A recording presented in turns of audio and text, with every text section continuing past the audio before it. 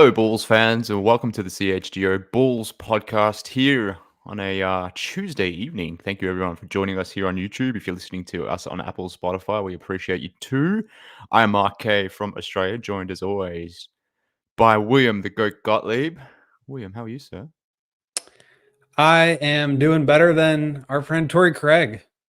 Bummer of a news that just dropped as we started recording this, that he's going to miss 4 weeks immobilized with a right plantar fascia strain, and then 4 to 6 weeks to recover and ramp up after that. Not the news that you want to hear, especially on his birthday. What a tough blow for him and for the Bulls. It's today's birthday. Yeah.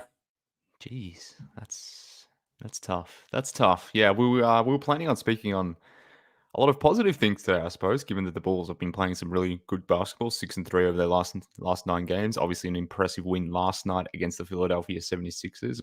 A game that they won without Torrey Craig, which we know now is problematic in the sense that we won't be seeing Torrey Craig for probably at least 2 months, William. So, you alluded to it there. Maybe you can detail everyone tuning in, as to what the news that sort of just dropped just before we went live. Yeah, the Bulls just announced from their team Twitter account, and PR sent the memo that Torrey Craig has been diagnosed with an acute sprain of his right plantar fascia. He'll be immobilized for approximately 4 weeks, followed by a period of rehabilitation projected to require an additional 4 to 6 weeks. And yeah, I mean, obviously Craig was like a key free agent signing, and has not been a starter. He's been playing, let's see here, a meaningful role, but not like, heavy minutes. He's 20 minutes per game, 6 points per game. But obviously, like, the depth at that position, I think, is a really important part of not just the Bulls rotation, but any rotation. I mean, those big wings, those power forwards who can defend, who can shoot threes, are really important. And his offensive rebounding has been so critical for the Bulls as they become a team that really focuses on that. So with Zach being out extended period of time, with Alex Caruso missing time here and there, like, there's going to be some minutes up for grabs there at the power forward spot. And hopefully Caruso stays healthy and he can kind of soak up the majority of those. But maybe we see some Dalen Terry minutes, some Julian Phillips minutes, which can be exciting. But obviously, with the way the Bulls are playing right now, you want them to have all their best contributors, whether it's starters and stars to rotation players. And Craig has been, a huge piece of what the Bulls have done all year. He's been really consistent. Yeah, more specifically, the last 10 games, 9 points per game, second in the team or on the team in 3-point makes. That shouldn't go unnoticed as well. Like, we obviously know that Coby is doing his thing from the 3-point line. Pat has sort of lifted up his 3-point percentage too, but Torrey Craig over the last 10 games, averaging two 3-point makes a game at over 50% from the 3-point line. That's a tough loss, particularly if you're replacing him with someone like Dalen Terry, as an example, who we all know is not necessarily a 3-point shooter. So you lose that shooting flexibility. You mentioned the offensive rebounds, 2.1 per game over that 10-game span, which is third on the team.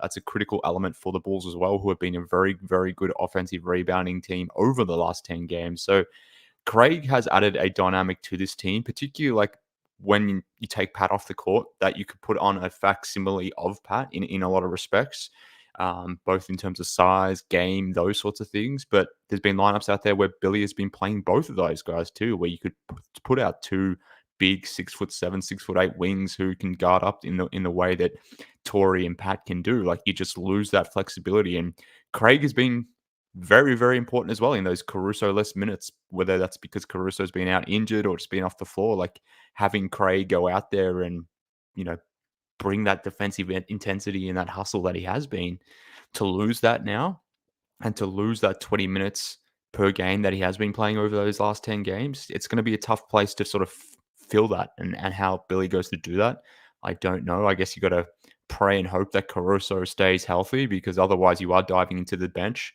or deeper into the bench. And I think one of the reasons why the Bulls have been more successful of late is because Billy has been shortening that rotation to 8, sometimes 9 guys, depending on the game and the way the game's progressing. So I think this could be a sneaky big injury.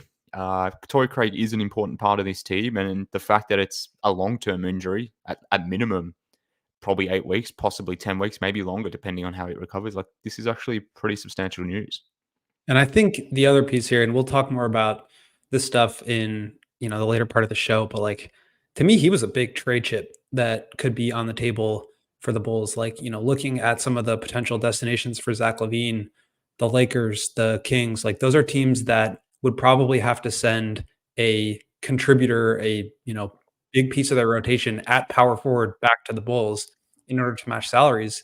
And Torrey Craig being a power forward who can shoot and really fit into any roster on a veteran minimum contract, like that's a valuable piece that the Bulls could send back to whatever team to sort of grease the wheels. And, with him being out for 3 months, 2 to 3 months, that could totally change what happens with the Bulls at the trade deadline too. So really just a bummer for Torrey, for the Bulls, and obviously throws a wrench into some of their future plans as well. Yeah, it does. It does. So, yeah, look, it's disappointing. Let's see how the Bulls evolve through this stretch without Torrey Craig. Like I said before, it's going to be a long stretch. If this, to your point around the whole trade piece, if Torrey is out beyond the trade deadline, then that impacts things from that point of view. Assuming for whatever reason the Bulls wanted to move on from Torrey, so there are a lot of ramifications here. But obviously, the news is just breaking. We don't fully understand what it means for the team, the rotation, if they're able to overcome the injury. Let's hope they can, obviously. But just I guess prayers up to Torrey Craig, who was having a really good season, contributing, and unfortunately now on his birthday, he's been ruled out for a large chunk of time, which sucks. It sucks, William. But let's maybe try to pick up the mood somewhat and talk about these young upstart Chicago Bulls, who are 6-3 over their last 9 games, playing some extremely good basketball. 6-0 when Alex Caruso plays, I believe, if I'm not mistaken. Coby White continuing this heater. Absolutely insane shooting percentages. The way the team is doing it, like who they're doing it against, and the fact that it's the young guys driving this as well, I'm feeling good. I listened to the podcast last night.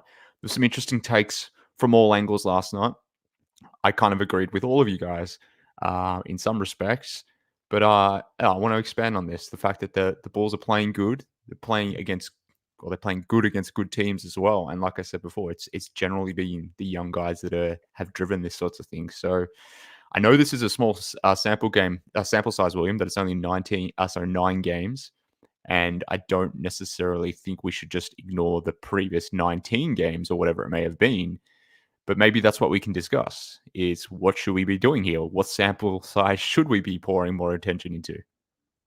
Yeah, I think it's really the biggest question right now. I mean, I think a lot of fans, even in the comments, like, talking about how optimistic they are about this team. It's like it's a 9-game sample size of them playing really good basketball, and I think you have to take it for exactly that. It's a 9-game sample size of them playing good basketball. The recency bias is a big thing here, and like you want to buy into the way that they've done it, the fact that they've done it with the group that they've done it with, meaning they've done it without Zach LaVine. But I don't think it's fair that you just like absolve them of the 5-14 start either. That's a part of this season. It's a part of this group. And hopefully they, continue to look more like they have the last 9 games. But, when you're making big decisions about the roster moving forward, I think what you have to do is look at the bigger picture. And that to me extends even beyond this season to last season and the season prior, when you really have a huge sample of what this group is without Lonzo Ball and what they've been since he went down. So to me, yeah, it's great that they're playing well, but like you can section off any, like you can find a way to spin positivity or negativity with looking at any possible section. And it's really just about like looking at the whole. And to me, like not much has changed except for the fact that Zach has been out. And so I think that's where things get a little bit more interesting, because it's not just like you can point to this 3-year sample of them playing with the exact same roster. Like now we're starting to see a little bit of a different style of play, a style that I think they kind of aspired towards starting in training camp. And they're actually putting pen to paper, to steal a term from Zach. So is this exactly who they're going to be for the rest of the season? probably not this exact version, but I think to me, it feels safe to say that it's like it should look closer to this than to the first 19 games. But at the end of the day, like that 19 games counts towards the schedule, towards the standings. And that's the reason why the Bulls are in the hole that they're in. So they can play a couple of nice games against the Heat and the Sixers and feel like things are looking great and they're cooking and they're feeling good about themselves, and they should, because they have been playing well, but they've still got a ton of work to do. And I think that counts towards the bottom line. I don't think you can just like wipe that away. Don't disagree. This is going to be interesting because generally we do agree on pretty much everything, and maybe that makes for boring podcasting sometimes. But this is one where I agree with elements of what you're saying, and obviously you can't erase the first 19 games from the record, or the record more generally. Obviously they went 5-14 or whatever it was at that point in time. Obviously we know things have flipped now. I certainly am not a big believer in small samples. I need to see more from Coby. Let's just hone in on Coby, for example. I need to see more, like, what does this look like when the shooting does subside? I don't necessarily think he's going to go back to year 1 or year 2 Coby, but like, what does the actual normal Coby look like? Similarly, like, how does the team respond to that when he flattens out a little bit? How does Coby respond when he gets more, or different defensive attention now that he is acting as the primary guy? Like, those are the questions that I have. And that's why I don't necessarily buy into this specific 9-game sample.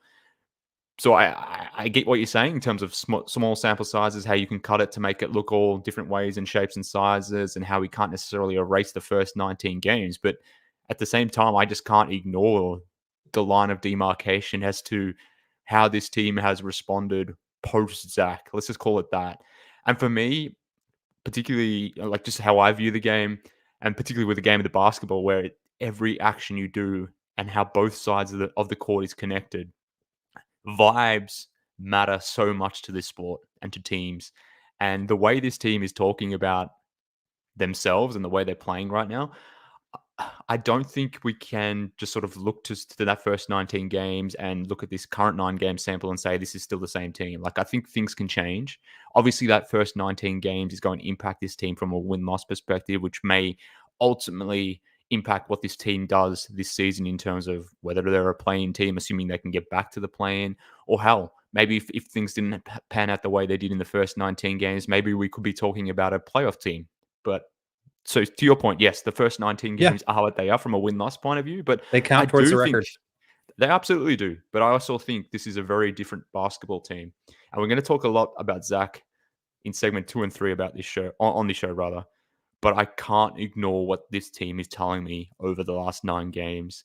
And it's very glaring what they're telling me, particularly in light of Zach being here. So do I expect them to remain at this winning rate where, they're winning 6 out of every 9 games and being this good on both sides of the ball and shooting it at the extreme levels that they are? No, that they are right now? No, I don't expect that. But I do expect things to continue in the right manner and the right manner in which they have currently, because like I said, I think this team is telling us and showing us something right now that is very different to that first 19 games. So I don't want to ignore the first 19 games, and that first 19 games is informing my opinion of Zach LaVine and what they should be doing with Zach going forward. But I think what we're seeing with this 9-game sample as well is informing me what they should be doing about this team going forward too, and why I think building around or trying to keep some of these young guys around and seeing what you've got more with them with some of these veterans, why it also makes sense to do that too.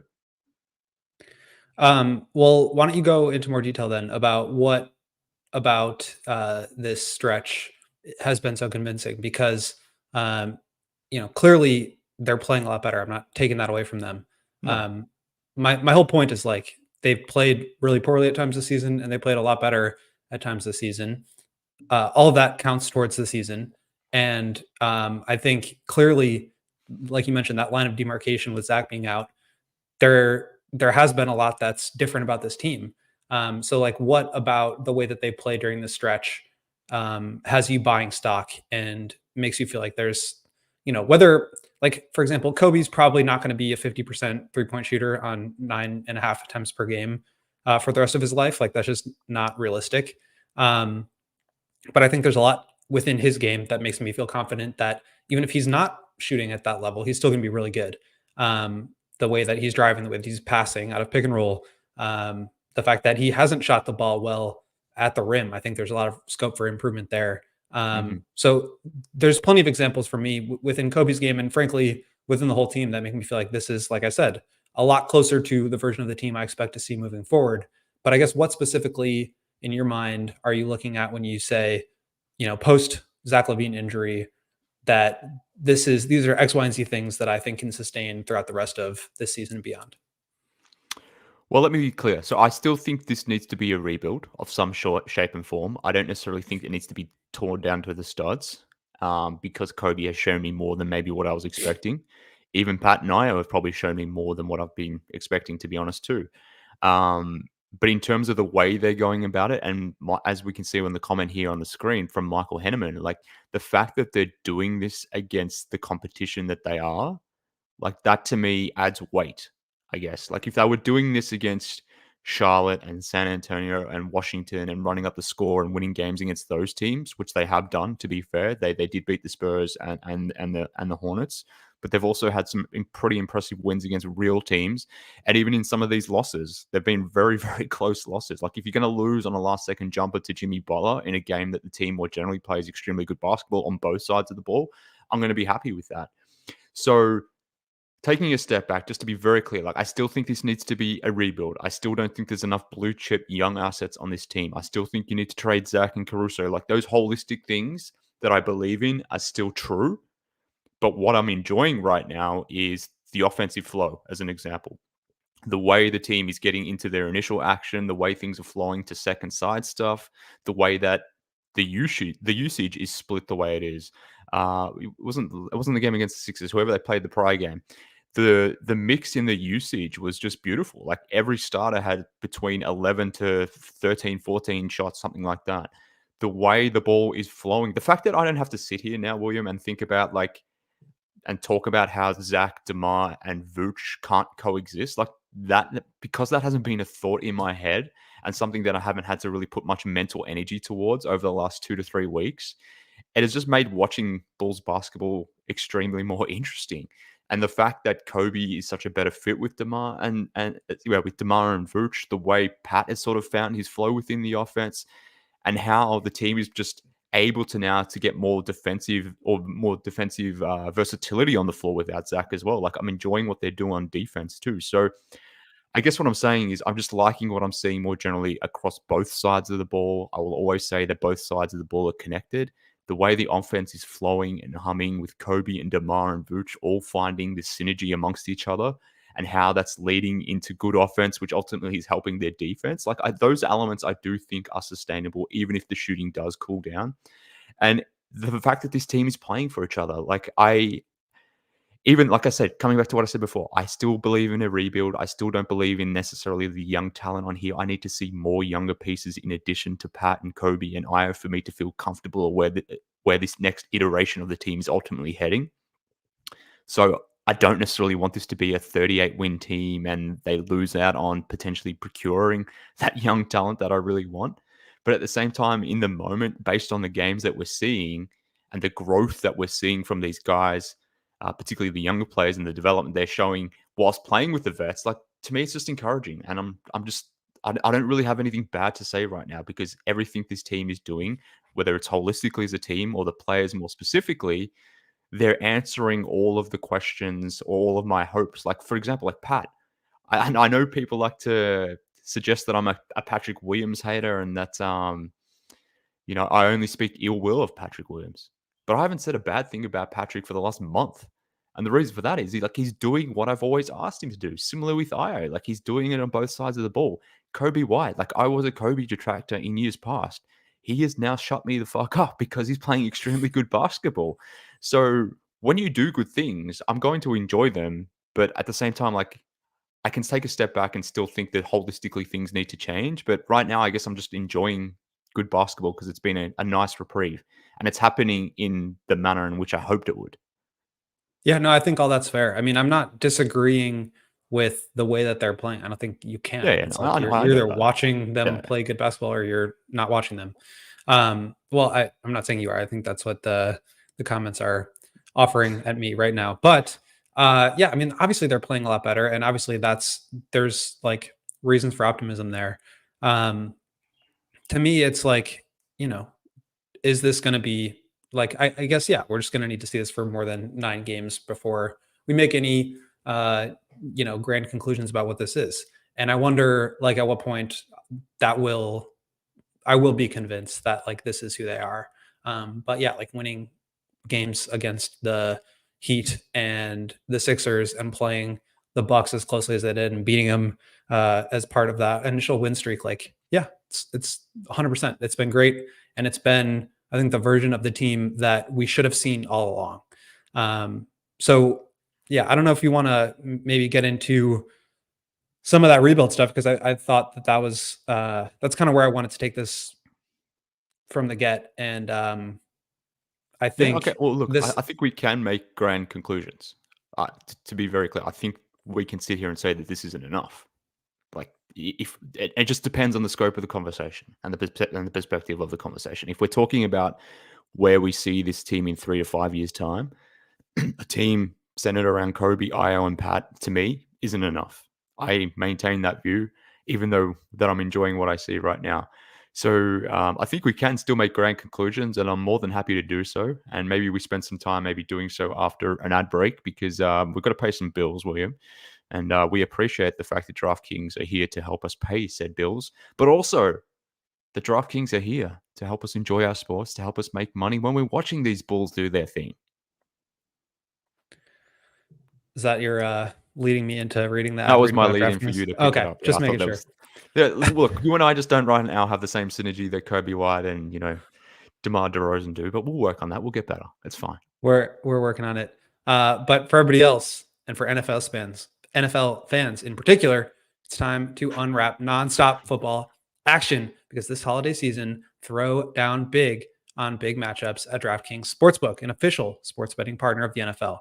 This week, new customers can bet $5 on the NFL and score 150 instantly in bonus bets. There's a great slate of games this upcoming weekend, and you should get in on all the action. So you can do so by downloading the DraftKings Sportsbook app and use promo code CHGO when you sign up. New customers can bet $5 on NFL action to score 150 instantly in bonus bets. Only on DraftKings Sportsbook with code CHGO. The crown is yours. Gambling problem? Call 1-800-GAMBLER or visit www.1800gambler.net. In New York, call 877-8-HOPE-NY or text HOPE-NY. In Connecticut, help is available for problem gambling. Call 888-789-7777 or visit ccpg.org. Please play responsibly. On behalf of the Boot Hill Casino and Resort in Kansas, 21 plus, age varies by jurisdiction, void in Ontario. Bonus bets expire 168 hours after issuance. See dkng.com/football for eligibility and deposit restrictions, terms, and responsible gaming resources. Thank you, William. I will now lead into my ad read, which is from Game Time. Now, friends, if you want to go see these amazing, just upstart winning basketball team that is the Chicago Bulls do their thing, well, guess what? They got a 6-game homestand coming up. So if you want to go see the Bulls do the thing, watch Coby White absolutely cook at home at the United Center, then can I suggest you use the Game Time app to go and procure those tickets? Get your hands on those tickets. Download the app, and you'll be able to find tickets for yourself, your friends, whatever it might be, whether you're trying to get to a Bulls game, whether it's another sporting event, a concert, a comedy show, a theater show, whatever it might be. Our friends at Game Time can hook you up with your last-minute ticket needs for any event that you want to get to. So, like I said, the Bulls got 6 games coming up. We've got a game against the Lakers coming up tomorrow night, if I'm not mistaken. And then there's another win on the board against the San Antonio Spurs, the Cleveland Cavaliers, an extremely mid-team right now. I think that could be another dub. You got another mid-team coming into Chicago, the Atlanta Hawks, and then the Pacers, who have started to dwindle somewhat as well. So there's some winnable games coming up on in the United Center, potentially, hopefully. I'm hoping we can be continuing talking about these wins. But if you want to go see these games in person, see the Bulls in person, then jump onto the Game Time app, download it. And when you do, create an account if you don't have one, and use promo code CHGO. And when you do, you get $20 off your first purchase. Of course, terms and conditions do apply. But again, just to be clear, download the Game Time app, create an account, use promo code CHGO, and when you do, you will get $20 off your first purchase. So download the Game Time app today. Last minute tickets, lowest price guaranteed. All right, William, coming back to the podcast now, leading into segment 2, so it's very clear for some of us. Fuck off. You're off your game a little bit today. I was gonna lean into the show. Bragsy comes up on screen, doesn't realize he's on mute. Doesn't realize he's off his game today. I thought for sure you were referencing me when you. I wasn't. The cue. Not everything's about you. Segment 2, idiot. That's what. That's how it. That's how that. No, he was calling me idiot. Don't worry, Brags. I was just going to make reference to the fact that the Quaff King's hair is not as coiffed as usual, so maybe that's throwing his game off. I normally wear a hat. That's why. I'm not talking about you. It's not everything's about you, Brags. God, what is it with the producers on this show the last few weeks? Joey just avoiding us. Brags just being a complete malcontent. I mean, shout out to Sarah. She does a great job. Who was on our show? What's her name? Steven did a great job last week, but Joey just wants nothing to do with us. And then Bragsy, bloody Bragsy. I love Brags. I'll tell you what. I wish I could meet Brags. I wish Brags and I were friends in real life. I think we'd get on quite handsomely. But I think you guys do get on quite handsomely in real life. Yeah, but anyways, he's throwing me now. Go on, Brags. What was I doing? We're talking about the Bulls and talking about rebuilding and all that nonsense. Talk about it. Well, I think, just looking at the comments here, Fish pointing out a little testy today in the old comment section, which I love. I'm here for it. But I think the one thing that everybody's agreeing on here is that it is time to move away from Zach LaVine. He seems to be according to the comments, the real issue with the team that was holding everybody back. Brandon has been very adamant that you just need to get the pieces back from Zach and, just, cater to the young guys. It's not rocket science. Seen a lot of anti-Zach LaVine agenda in here. And if we can turn that to some recent reporting from Sam Amick at The Athletic, there was a super interesting article that came out yesterday that I wanted to dive into a little bit because we didn't really have a chance yesterday on the postgame show. So I think the first thing is Rich Paul went on the record on one of these stories, which it's pretty rare. You don't really see that very much. And it's fascinating to see the way that this Zach LaVine trade saga has kind of unfolded from a general NBA standpoint, because I mean, for as much as it seems that the comment section is out on Zach, that's very much true for the rest of the league, it seems like. But so Rich Paul went on record at Sam Amick's piece and basically said that for all this talk about Zach and the Lakers, that's not the case. He said, quote, "It's not just one team. I don't have a specific destination for Zach. I want what's best for Zach and his family. When you have a guy playing the game, you want him to be able to play the game happy, whether that's in Chicago or somewhere else." He went on to say, in the event the Bulls decide they would like to go a different direction with the team and it involves Zach, then I'm sure we'll have conversations to get clarity on what's best for both sides. Until then, the goal is to get healthy and return ready to go. So I think that the general reception to this was more that it's not the Lakers, but to me, this is laying the groundwork for Zach returning. I mean, that's what this is. He's saying it's not, he's out or else. It's saying, we want to find the right situation for him to be happy. And if that's with the Bulls, then maybe that's with the Bulls. But to me, I think that point was kind of missed in the general narrative around it. And that's a huge adjustment from where things were. And based on, again, the comments, don't think the Chicago fan base would be that pleased about it. What is your sense of just the Zach LaVine narrative right now? It seems like it's been totally warped. Nobody believes in this guy, thinks he's good, even independent of his contract, which I think is really the the limiting factor here as far as other Yeah. teams trading for him. Mhm. But like people think he's just like holding the team back. He's a selfish player. That's the reason why the Bulls suck. And now without him, this cloud is lifted. Like to me, there's an element of it that's true, but it was more that like he was really unhappy and he was playing really poorly and not buying into the system. And that was very obvious based on the way that he was playing. And that was kind of holding the team back more so than just like he is a bad player and a bad guy. Like he just kind of quit on the team. And I think that's like not great. I don't think like I don't think that's really something that you can defend. But I also think that like the way people are talking about Zach is like gotten a little off base here. And like obviously this recent stretch from the Bulls without him, the fact that they're playing so well and moving the ball so well only makes it look worse for him. Yeah, look, so I certainly agree with that. Now, if I was the contrarian that some dopes think that I am, I would say no, the Bulls absolutely cannot trade Zach LaVine. They have to keep him, do all that sort of stuff, and reverse my previous opinion. But I think the people are right when they say Zach needs to go. And I remain steadfast on this. I didn't read this particular Sam Amick report or story, which was a good read. I suggest people go read it on The Athletic if they haven't. But when Rich Paul went on record and spoke about this, I didn't read this as him laying the groundwork of him returning or Zach returning to Chicago.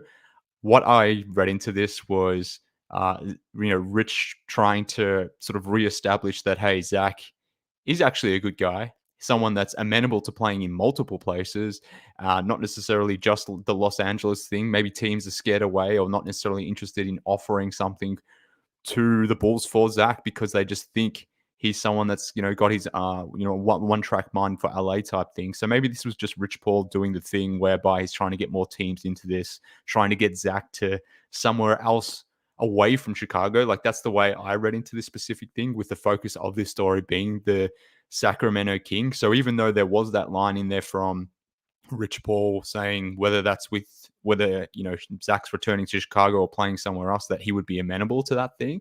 To me, like this was still a, hey, I'm Zach LaVine and I want to be traded type story. And to be clear, I agree with you that like that is still the goal from both sides. Like I think Zach wants out, he wants to find a new home, and the Bulls are motivated to find him a new home.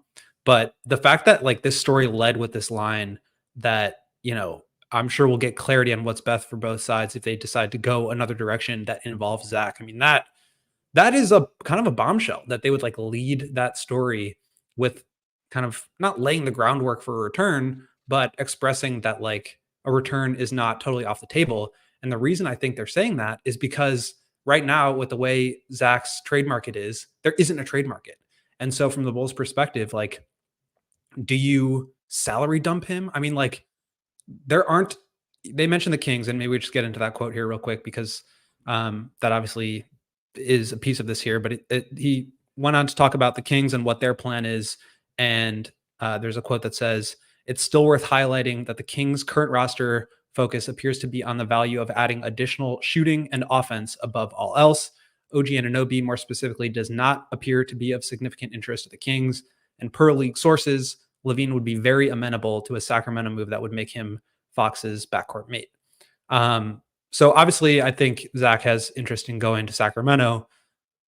And we can talk about that fit if you want. But like, to me, okay, so let's say the Lakers and the Kings are the two suitors out there, and you can get like Hachimura and D'Angelo Russell from the Lakers, or Harrison Barnes and Kevin Huerter from the Kings. Like, those are serviceable rotation players that would help the Bulls for sure.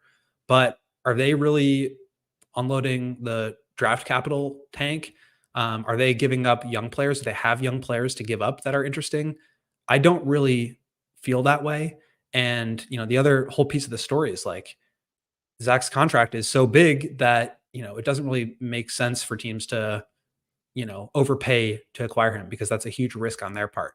And to me, like, I wonder, I 100% agree that like it's time to move on from Zach. I think that's in an ideal world, if the Bulls can get a good package, like that's what they should do. Clearly they are surviving without him. Clearly there's like, not to say that like he has any ill will against any of his teammates or the coaches or anything like that. I don't know that, but that was affecting the way that the team was playing, having him on the team and having that trade request out there. But like, what if it's just Harrison Barnes and Kevin Huerter coming back? No picks or one future lightly protected pick, heavily protected pick. I mean, is it just in your mind like trade Zach LaVine because addition by subtraction and whatever you can get that could be helpful? Or are you still thinking about this in terms of like trying to set yourself up a little bit better for the future? Because as you said, you still feel like, the Bulls need to rebuild, and that as great as Coby and Io and Patrick have been playing, you still need more in the form of young talent for them for you to feel better about like the future of this team. And I agree with that. Yeah. So coming to this story, back to this story, I think two things are happening here. So the first thing is, I don't know if we see this story if the Bulls aren't 6-3. So the fact that the Bulls, well, to be fair, this story came out prior to the Philadelphia 76ers win. So they're 5-3 in their previous 8 games. If the Bulls are still bad and languishing at the bottom without Zach LaVine, and they're not playing the way they are right now, where we can at least credibly have the conversation of, is this team better without Zach? Then I don't think we see this story. So I think that's part of it. The other part that I think is interesting here is, and another thought that I had when reading it was, is this Rich Paul trying to tell LA that, hey, we want to get to LA, but there might be some competition for you. You might be umming and ahhing whether you really want Zach, but if you continue to and ah and not be committed one way or another, that a team like Sacramento or whomever it may jump in here and steal him away from you, and you may not get that opportunity to get yourself that high leverage guard that you really need to support guys like Anthony Davis and LeBron James. So like, that's the way that I was kind of reading it as well. But yeah, I just don't know if the story appears without the Bulls doing what they're doing right now. But coming back to your question around, do I think that they need to trade Zach just to get on with it and move on and do those sorts of things? I'm not convinced that this can be repaired in a lot of respects. Like, clearly, look, maybe this isn't something that we can report, and obviously we're speculating on this, but there's no reason to believe that Zach LaVine believes in Billy Donovan. There's no reason to believe that the fact that Zach has been aligned with the idea of moving via trade, that this won't be something that comes up again. If he's clearly annoyed that Arturas Karnisovas has listened to offers in the past, why are we to believe now that he won't remain annoyed in future type thing? So add that to the fact that the way this team is playing, the fact that there's more scope and opportunity now for guys like Coby, Io, and Pat, even with DeMar and Vooch being around, like, these guys have enough room right now to be able to find and explore their games. I do think there is a lot of value in trading Zach LaVine, even if right now maybe you're getting 60 cents on the dollar, whereas maybe theoretically, had they dealt him 6 months ago, they could have got 80 cents on the dollar. Like, maybe that's true, but I do believe that there is, addition by subtraction by moving him on. And I think it is time for both parties for a whole host of reasons.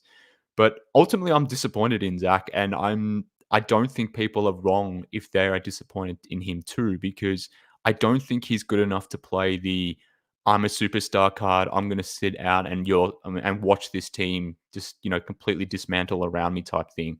I don't think he's good enough to have that leverage play. I do find it amusing that even though he and Rich Paul and Clutch have played that game, that this is the way it's all unfolding, whether it was by design or not.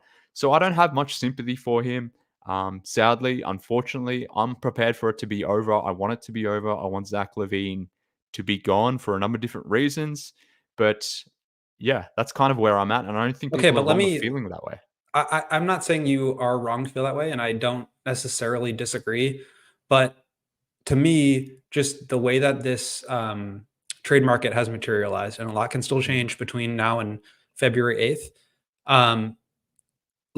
I think there's a real possibility that you're like not even looking at any picks. You're just looking at salary matching and maybe some salary relief because, I was looking at some of the cap stuff, and, the Bulls still have big decisions to make this summer. I know they're playing well. Coby's been great, and he is on just like an incredible steal of a contract for the next, for the remainder of this year, and then 2 more. And that really like opens up the door for the Bulls to be in a good position for, the next couple seasons, which is not something that we would have said a month ago or 2 months ago. But like, yeah, I mean, what if it's just a salary dump effectively? Because you still need to bring back DeMar if that's the direction you want to go. You still need to bring back Patrick.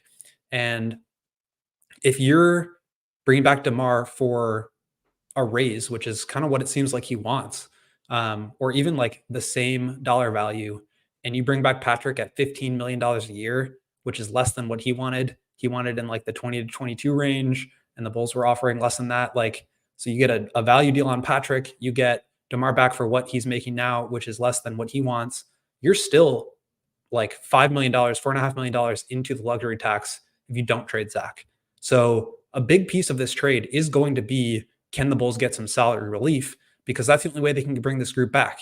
And even if they do only get salary relief, and like, veteran players that can be depth pieces, then you're still in the same position that you were when you entered the season, which is DeMar and Vooch. And, obviously you're reoriented towards Coby and Ion Patrick, which I think is a great thing. It's the direction they should go. And I think those guys will really benefit from having Vooch and DeMar if he stays around. But you're kind of in that same position you've always been in. And so I think in a lot of ways, salary relief is going to be a huge piece of what the Bulls get. And part of me feels like that's going to come at the expense of assets. A lot of people, even in the comments who want Zach gone, are saying, get him for picks. Like, I think there's a world where you're not getting any picks back because that's just where the market is for Zach right now. And so at that point, is it better to hang on to him and see if you can like make the most out of the second half of the season and try to deal with it in the summer? Or are you like okay with salary dumping him just to move forward without him? I am okay with it, and I will detail why after you, William, tell everyone about our friends at Factor. But before you do, I just thought I'd add in. Look at me, just jumping in. Just because it sticks to the conversation you guys are having about Zach LaVine. But AK 499 Super Chat asks, if the Bulls were to trade Zach LaVine and build around Coby, P. Will, who would you guys want as a two guard? Wow, Braggsy, I was going to save that super chat for the next segment, but seeing as you have just interrupted the show. Well, no, that's the teaser. We're like, we'll address that after the ad break. I don't know. I just thought maybe you'd want to keep that in the Zach LaVine. No, I think. Shut up. I'll just that's what I. Wow, what a teaser that was. Thank you, Greg Braggs. So let's answer AK's question when we return from the preordained ad break that we were going to do. William, sometimes like you got to stop what you're doing and you got to have some food. And if you're going to do that, you get it from Factor Meal Kit, because this bustling holiday season, you might be looking for a nutritious, flavorful meal to fuel you on your jam-packed days. Factor is America's #1 ready-to-eat meal delivery service that can help you eat well for breakfast, lunch, and dinner with chef-prepared, dietitian-approved, ready-to-eat meals delivered straight to your door. You'll save time and stay on track with your healthy lifestyle while tackling all your holiday to-dos. Treat yourself to high-quality, delicious meals over the holidays with 35-plus chef-crafted meals every week that support a healthy lifestyle to meet your meal preferences, whether it's calorie smart, vegan and veggie, protein plus, and more wholesome options. They've got calorie conscious options that have 550 or less calories per serving and can help support an extra boost to your wellness goals and have you feeling your best during the holidays. You can also get protein plus meals with 30 grams of protein per serving. They don't just do dinner. They've got breakfast and lunch as well, with grab and go snacks and ready to drink cold pressed juices, shakes, and smoothies. And I can tell you guys, I've had this delivered to my home a couple of different times. I've gotten one that was veggie and vegan because my girlfriend's vegetarian and she wanted to try some. And then I got one that was the protein plus meals. They're really good, really easy. Just pop them in the microwave and they're never frozen and very tasty. So this December, get Factor meals at factormeals.com/CHGO Bulls. And you can use promo code CHGO Bulls 50 to get 50% off. That is factormeals.com/CHGO Bulls, using promo code CHGO Bulls 50 to get 50% off. Factor meals, they're delicious. go for it this holiday season. Factor Meals, keeping you green on the inside, William, but our friends at ComEd keeping us all green on the outside. And they're doing that by making it easier than ever for businesses to switch to electric vehicles. That's something that we can all get behind. I'm sure we all agree with that for the health of the planet and for the well-being of all of us who share in its absolute glory. Yeah, electric vehicles are the trade Zach LaVine of the green movement. Everybody's on board with it. And if the electrical grid is evolving to meet your cleaner energy needs, as well as move with confidence towards an electric tomorrow, Dave's favorite band. Whether you have one delivery van or a whole fleet of shipping trucks, ComEd can help guide you to make the changes that make sense. So what should our business owners do, William? Well, number one, you should go to comed.com/clean to learn more about resources, fleet rebates, and infrastructure incentives available to help businesses go electric. If you own a business, don't wait. Start making your plan today to switch to electric vehicles. Good for business, good for the planet, good for all of us, even me and Marquet. Go to comed.com/clean. Cool. I've got my pen here. I just want to make sure that I read that correctly and I'm writing it down right. But did you say comed.com/clean? comed.com/clean. Go now and see how going electric connects us to a better way of doing business and a better future for generations to come. That's called There you go. Future unprotected draft picks, baby. Let's talk that business. So before we do talk about that, let's get to AK's what's the name? Super chat. Talking about business. Thank you for the super chat. That file $4.99. We appreciate it. AK Braggsy, thank you for putting up it on the screen. That's very helpful for William and I to have it at this point in the show. So AK asks, if the Bulls were to trade Zach and build around Coby and P-Will, who would you add as a two guard? And I think that's an interesting segue, William, I think, into this piece around the Sacramento Kings and this idea that you were talking about before about maybe trading Zach and it only being a salary dump. Now, I don't think trading. Well, I guess let's be clear. What do you mean by trading, or what a salary dump is to you? Because maybe it's a different thing to me. But as an example, to answer AK's question and to connect this whole Sacramento Kings thing, if the Bulls were to get back, say, Kevin Huerter, Harrison Barnes, and maybe some other peripheral pieces, whether that's picks or younger guys or whatever it may be, I don't consider that a dump as such, but I just want to be clear as to what we're talking about.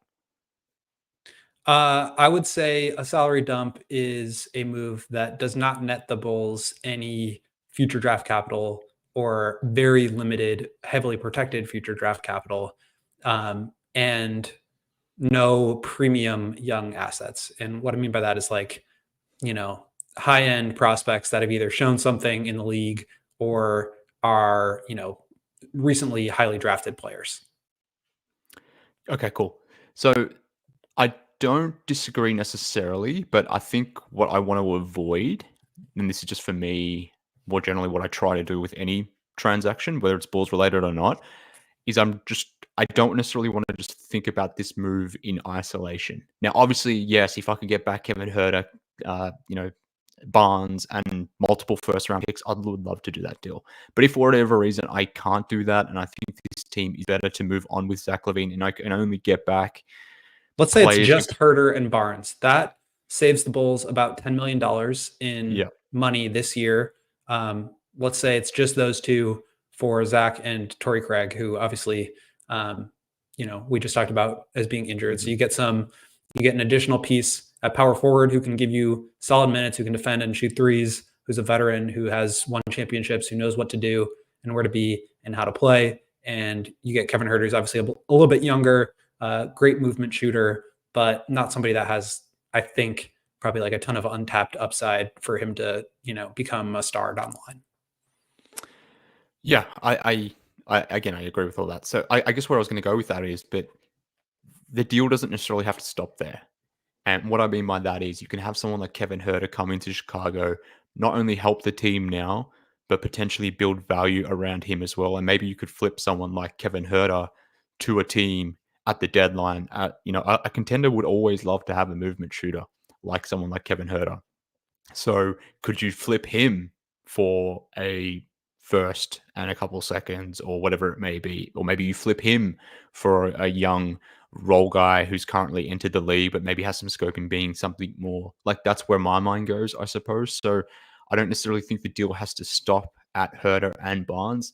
Let's see where it plays out. Obviously, like I said, I would love it to be, or certainly prefer it to be Herter, Barnes, and picks. I don't think the scenario that there's no picks in this trade is feasible, because if I'm not mistaken, at minimum, like even Bradley Beal with a non-traded clause, who is significantly more injured than Zach, at least got a whole bunch of seconds back. Like, so there's going to be some draft capital coming back to the Bulls.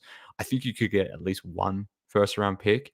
And now maybe this is just me trying to justify it to myself, and maybe I'm wrong. I think I'm not saying it's impossible that they get a pick, but I'm saying for the purposes of this exercise, let's operate under the hypothetical that they aren't able to, because I think that is where you kind of have to challenge yourself as far as like what makes sense to bring back. And to go back to AK's question, like to me, Kevin Huerter is a great fit for somebody who's a 2 guard. He's 6'7". He can be a movement shooter who doesn't command, heavy usage, but he also doesn't like really hurt you in any way. I mean, he's not a great defensive player, but he doesn't really like change who you want to be as far as style of play. And a couple of people who are saying Zach doesn't want to go to the Kings. Like that's literally exactly what the reporting is opposing. It's saying that he does want to go to the Kings.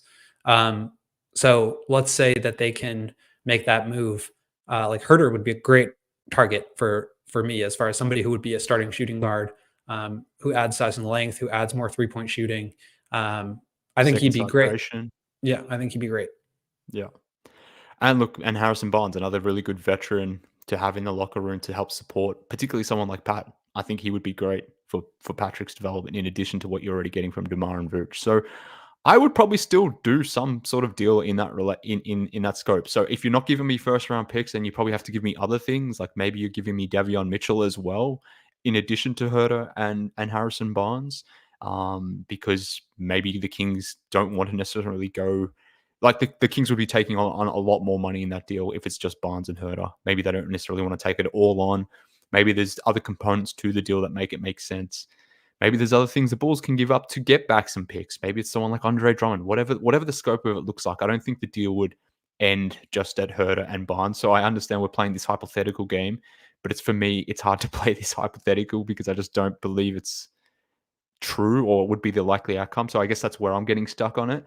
But I do still believe in the fact that, one, you could potentially move some of these guys, because you essentially what you're doing is you're taking that one big ginormous contract, splitting it up over 2 or 3 guys. You get more cap flexibility. There's value in that. There's this value in getting more depth. There's value in the pieces that you're getting back being potentially movable and attractive to other teams, either at the deadline coming up or maybe the offseason, whatever it may be. So I still think it would be something I would consider and look to do, and very much look to consider quite strongly. But to be fair, coming back to this, the way we started this conversation around sample sizes, like what we continue to see from this team will sort of help inform this conversation too. Now, if Zach's going to be remaining out for the next 3 to 4 weeks, and the trade deadline is still a few months out, at least 6 weeks out, whatever it might be, I think it's about 6 or 7 weeks, then you still have time on your side here to really evaluate what we're doing. Like, we don't need to be pressured into this situation right now. Let's take this 9-game sample and see what it looks like after 19 games. If this team continues to play the way they're doing, then maybe I feel even strongly about moving Zach, or maybe things just go completely off the wagon. This 9-game sample was just a mirage. Things revert back, and you're still not getting some good, interesting trade offers for Zach. Maybe you're getting them for DeMar and Caruso, when at that point, maybe you reassess. So the point being, and maybe it's not a good hot take answer, but I think we've still got time on our sides. There's still time to really evaluate what we're doing. But I think I'm very keen to move on from the whole Zach LaVine experience. I think the team that we're currently seeing is giving me scope and reasons to feel confident in that. And even if I don't think you can get the same return for Zach now that you could have 6 or 12 months ago, I still think there's value in doing it now rather than trying to make it all work again. And if it doesn't work I guess this is the other risk, William. Like, if it doesn't work, if Zach returns, you go past the deadline, things just fall over again, and we revert back to what we've always seen, in the sense that Zach, DeMar, and Vooch can't coexist. It doesn't work. The way the team was playing before or now disappears. Coby goes back off ball, all those sorts of things. Then will his value be even lower in the upcoming off season. Like that's also a fair hypothetical, I guess, too. If he does come back and it still falls over and it breaks and he's still playing like ass. To me, I mean, I guess you can always go lower, but I just kind of feel like that's where it is right now. I feel like it's as low as it's going to be. And, maybe you can still trade him in the deadline after, you can trade him at the deadline or you can trade him over the summer, but like the return is probably going to be about the same unless like something major changes. And that could happen, but we just don't know. To answer that super chat from AK, Brax, if you could throw that up one more time. Do you think AKME has a long-term plan for trades, or is the goal just to win 40 to 45 games? Kind of both. I mean, I think that right now they're trying to determine their long-term plan.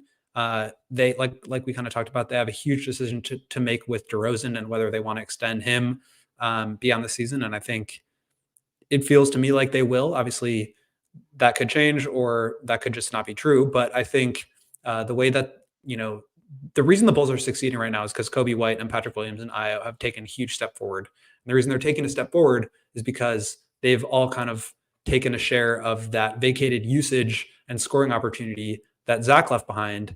And they're playing off of DeMar and Vooch and maximizing that, maximizing their play in that role. And so I think like this idea of just move on from all the vets and let the young guys take over, I think that's the reason why the first rebuild didn't really work, because they didn't have any veteran players to play off of and to develop off of. And I think that's what we're seeing right now is DeMar making Coby a lot better and DeMar making Patrick and Ayo a lot better. So I think if this is the direction the Bulls want to keep going, that makes sense to me. But I also think that they're kind of trying to figure out who they are long term. And that's why they're using this period where Zach is out to really evaluate things and make decisions about their future based on whatever they get back from in a Zach LaVine trade, assuming one happens. What was the that second super chat that came in? From Todd 3T. Appreciate it, Todd. Appreciate it indeed, Todd. Long time, first time with TC out. This is a window for Dalen Terry. Crazy hot take. I see super early Rodman potential in him.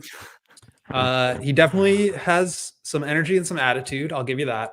And he has really put in a lot of work. I think he's the kind of guy that, like, if he can develop his shooting a little bit, that will unlock a lot of some of the other skills that he has.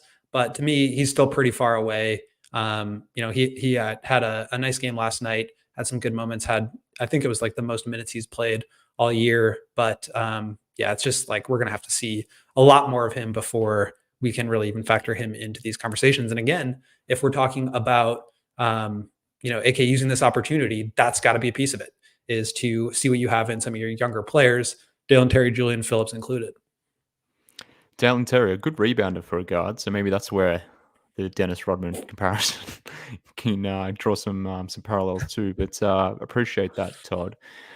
Look, yeah, it's good. Look, I coming back to my point, I think we just need to see more, and maybe looping this back to where we started. Like I haven't changed my opinion of where I still think this team needs to go more generally and holistically.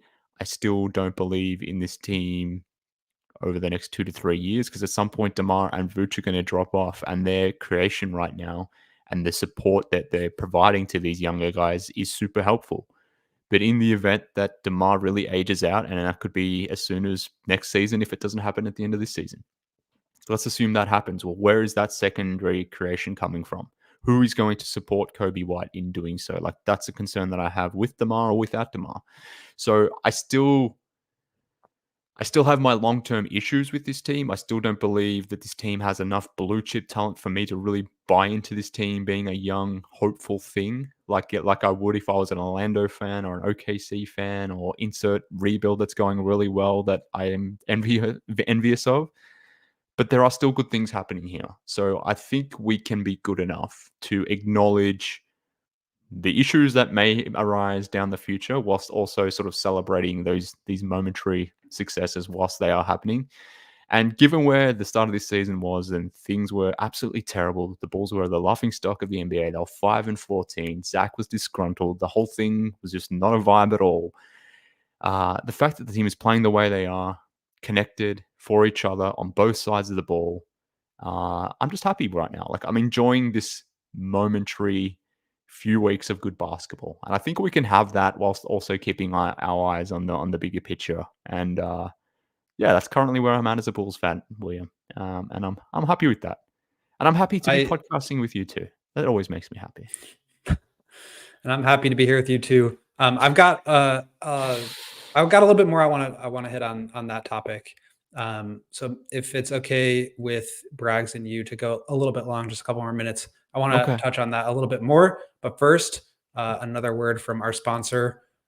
Yeah, Ray I'm completely okay with it. And here he goes, interrupting again. You're interrupting ad reads now, Brad. I interrupted Mark. You can interrupt me. I'm okay with that. I don't again. have anything important to say, so like you can interrupt me whenever you want, but not the ad reads. That's not true. Ray, not the ad reads. Is important. Thank you. Thank you for saying that. They are important. And if you are looking for a new vehicle, that's exactly where you should look.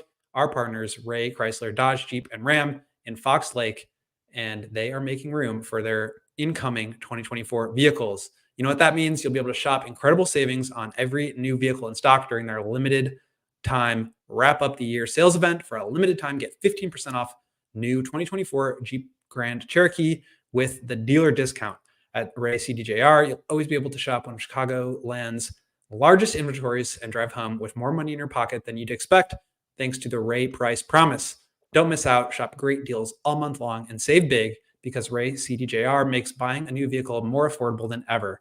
But that's not all. Just for listening, you can get a free oil change when you mention CHGO at the service center or mention CHGO when you book online at raycdjr/service. Hurry in. You must book before December 31st, 2023. So if you're in the market for a new vehicle, then you have to check out our friends at Ray, Chrysler, Dodge, Jeep, Ram in Fox Lake because they're the only team we recommend. Visit them today on Route 12 in Fox Lake. For more information, visit Ray CDJR in Fox Lake or raycdjr.com, serving the community since 1963. So yeah, I just wanted to hit on one more thing here because like we've had podcasts similar to this, for the last couple of weeks now. And as we start to kind of spin it forward here and think about life after LaVine, I think like Coby White has completely changed the calculus of where this team can go.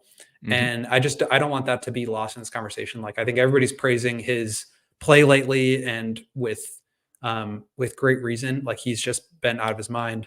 I think like 22, 5-5 on 50, 90 shooting splits, 50, 85 shooting splits over the last 15 games, has stepped up into a huge role with Zach out and is just like turning into exactly the kind of player that the Bulls always needed Zach to be, which is kind of ironic because that's kind of what's allowing DeMar to live in this playmaking space. He's obviously getting his own, but he's really keeping the ball moving. Vooch is making plays, keeping the ball shifting side to side, and Coby's playing off of them. He's obviously capable of creating his own shot, but like, I think he's at his best, really like dominating as a play finisher as opposed to a play starter. And to me, I think that sort of changes what we look at when we say like this team needs to rebuild. Because I think when they were 5-14 and Coby was not playing well and Patrick was not playing well, and Ayo was not playing well, then it's like, okay, we need to find good young pieces. We need to start really investing in draft capital because we need to be able to find young players to build around. But the way that they're playing now, like those are some really good young players to build around. And I think that has just completely changed the way that that we look at this team, that I think fans look at this team. And so that to me is like what this sort of continuing rebuild means, is like continuing to invest in them. And I think by investing in DeMar longer term, in Vooch, like you're able to invest in those guys because they help them play better. And I still think that the main thing that the Bulls need is to find a star, like a better star than DeMar. He's been great, but I think long-term, they still need to be able to find a number one option to become a title contending team.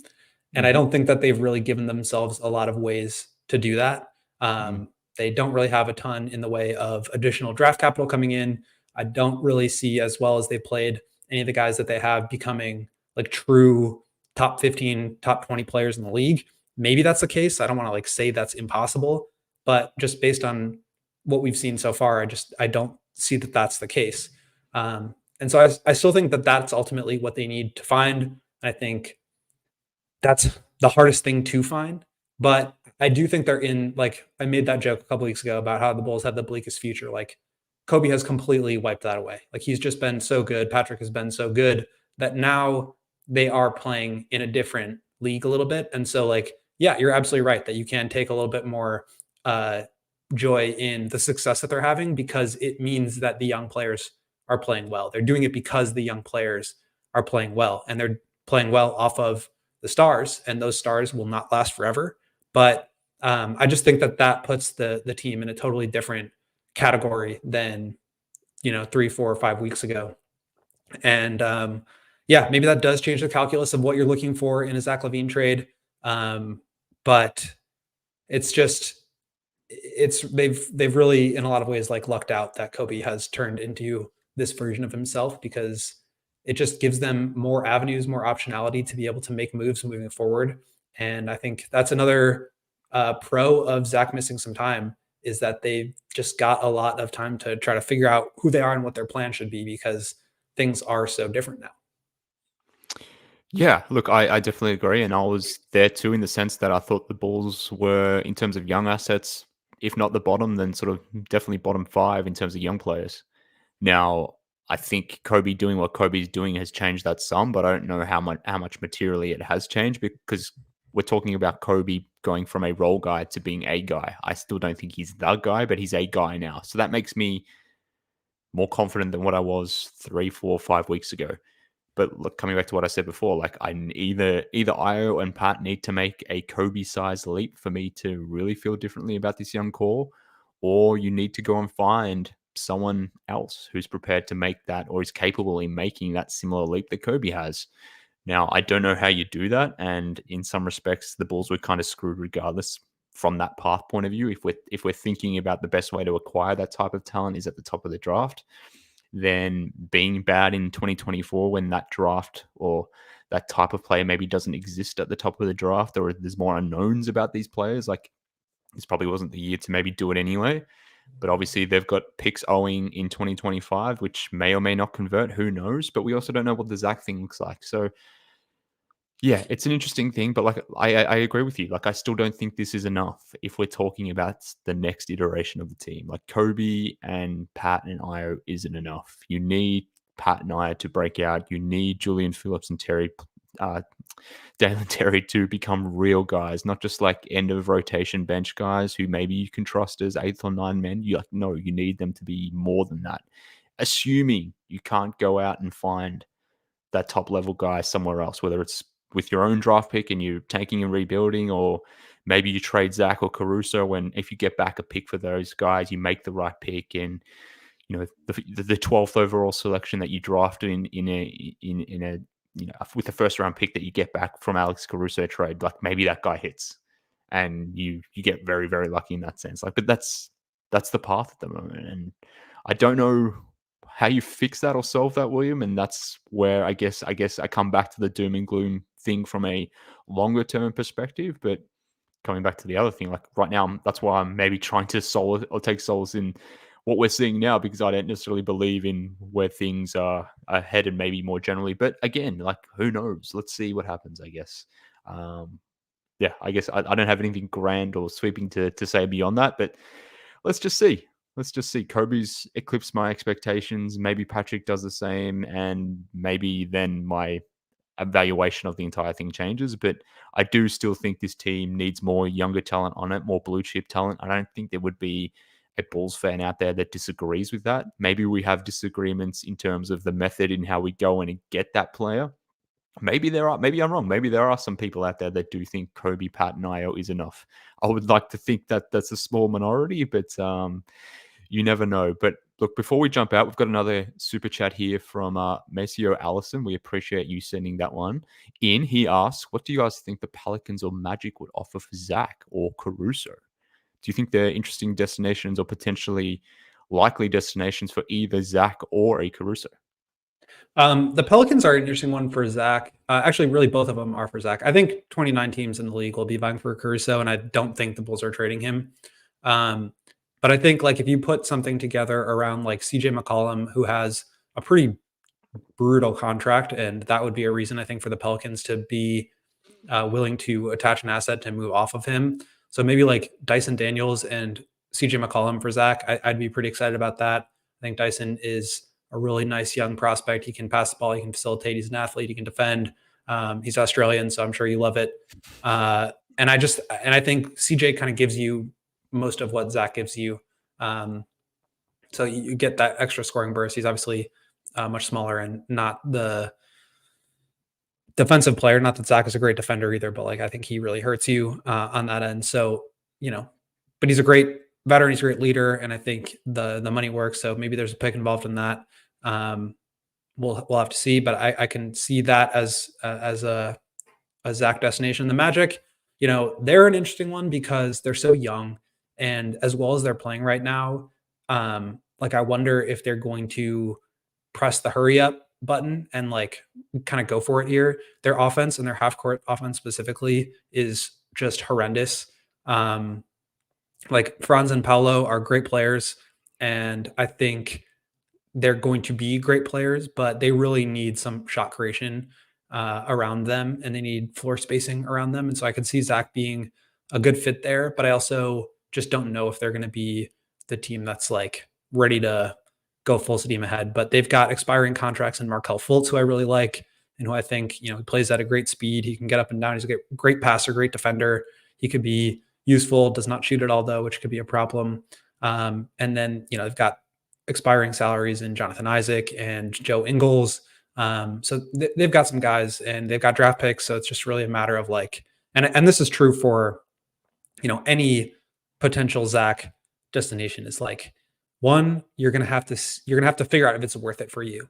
I think one of the things that I wanted to talk about today that we just didn't get a chance to was like this narrative going around that like whenever a team gets linked to Zach, you'll see people being like, yeah, I don't know if Zach is the guy to put them over the top. Like Zach's not the guy to put anybody over the top, except for maybe like the Lakers. He's just not that. It's not why you're getting Zach. You're getting Zach because he's a great scorer. He can take pressure off of guys like Franz and Paolo.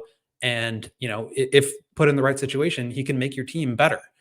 So I think like for teams like the Lakers who have established A1 stars, like he will be really helpful in that team's offense. And I think also like, when you look at the 76ers, Maxi's been playing great. Embiid's been playing great, but people like just get so pilled over, like cheap role players that like achieve at a high level. And it's like in the playoffs, you need a third star. You need two guys that can get you a bucket on the court at all times because they're going to take one of them away.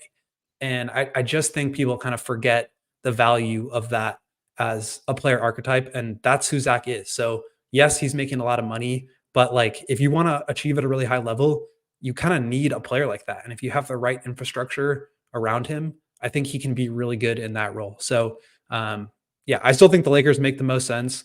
Maybe the Kings just want to go like 1 trillion% offense and 0% defense.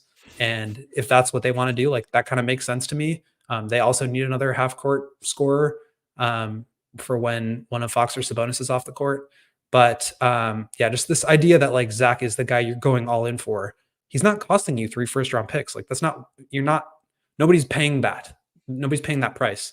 So I don't really get that as a reason not to. It's really like, is he going to fit in your infrastructure? Do you have the defensive support and sort of like the, whether it's a team, like I said, that has an A1 scoring option that Zach will play off of, or a team that's got a bunch of good young guys that, can benefit to have a great scorer next to him, next to Cade Cunningham and Jalen Duren. Like I think Zach would really help there. I think he would really help Paolo and Franz. So it's just about, do those teams buy into Zach? Do they convince themselves that Zach is the guy for them? and how much are they willing to give up? And, I have questions about the second part. I do ultimately think teams will be interested enough in Zach to buy at the trade deadline, but there's a lot of time between then and now. And maybe a couple teams get in on the Zach sweepstakes, and that really changes the price. So like I said, a lot can change, but it's really it's going to come down to like who really thinks Zach is going to fit in with what they do and can make them better. And right now it doesn't really feel like there are any teams like that out there, but I would not be surprised if a couple pop up before February 8th. Yeah, and that's the exciting thing. We've got more time to talk about this. Let's see how it evolves. The team on the court is doing their thing. I'm enjoying what we're seeing on the court. This Zach discussion, trade, like the holistic conversations we're having as a fan base about what should or shouldn't be happening next. It's fun. I like talking about it. But as Dreads has suggested here in the comments, dang, this has been a long stream. It has. It has been a long stream. But you know we appreciate you sticking around. We do. We certainly do. But when the GOAT is cooking and he's on a good rant as the host, you just got to let him cook. You let him go. So this has been a long stream, but we appreciate everyone hanging around. And if you're enjoying this show, look, this is just my humble opinion, but I think this is the best Bulls podcast to ever exist. Am I humble in saying that? Absolutely not. But I think it is a true statement. And when you've got top shelf production like we've received today with Greg Braggs, like this is absolutely the best podcast going around. There he is on the screen. So follow Braggsy. Where can they do that, people? Braggsy, where can the people follow you? Over my shoulder. Look at this collage I made of all the different newspapers I saved from the glory days. Look at that. It's one of a kind. That's great, mate. Well done. One of a kind. I'm not selling it. So you are one of a kind, Braggs. That is true. What was I saying about this being the best podcast? Follow Braggsy online, wherever that is on Twitter. I think it's at Greg Braggs Jr. 3233, something like that. Wherever you follow him. What is it, Braggsy? 23 G Braggs Jr. 23 for Michael Jeffrey Jordan. Thank you very much. There you go. Get all that stuff. The Meeple, NFL, Chicago Bears talk. Who cares about the Bears? But if you want to dive into that, obviously Braggsy is where you get that. Follow us at CHGO _Bulls, CHGO Sports. All CHGO is the website, allchgo.com. Obviously, William at Will _GoatLeave, the most handsome beat man going around. I'm on Twitter too at MK Hoops. Just being an annoying contrarian that people hate apparently. But apart from that, on your way out, give us a like. Give us a like here on YouTube. If you're on Apple, Spotify, 5-star reviews, all that good stuff. But we do appreciate everyone for hanging with us. It's been a long one, but it's been a fun one. The Bulls playing the Lakers tomorrow night at the UC. Matt, Dave, and William will have you covered tomorrow for that game. So appreciate everyone for tuning in. The boys will have you back tomorrow, and let's see if this winning streak can continue. Can they make it 7-3 out of their last 10? Let's see. But appreciate you tuning in, Bulls fans. Speak soon. We all silly like the mayor.